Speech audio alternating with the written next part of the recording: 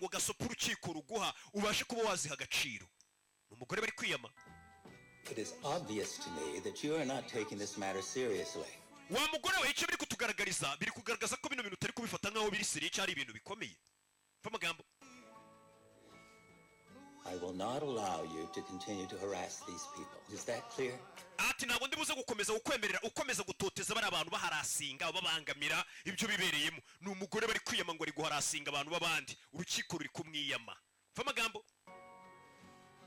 If you violate this restraining order, I assure you, you will spend 40 days in the county jail.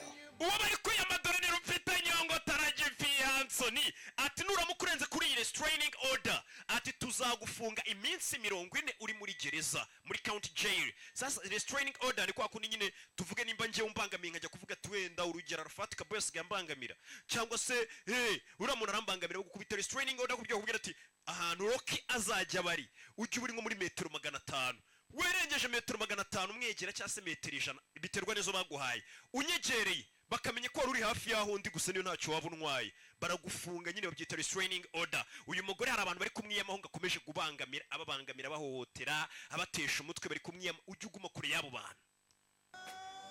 I mean it. Ndakomeje. More offense.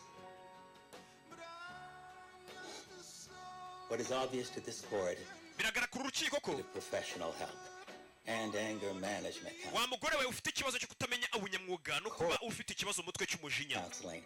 But since you can't or won't do it voluntarily, I am requiring it as part of your staying out of jail. Do I make myself clear? Ndagira ngo mva amagambo.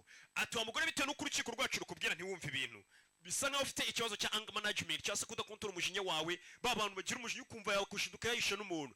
Ati niyo mpamvu tukugira inama yanze kubyikora ngo kubushake bwe none bamutegetse kujya gusanga babaganga bakuganiriza nyine babantu ugenda ukicara imbere ukababwira ibibazo bakajya bagukansoringa bakugira inama mu gihe ugize umujinya cyo witwara uko nimba ufite ikibazo mu mutwe mbega babajyanama babaganga nyine baguhindurira imyumvire.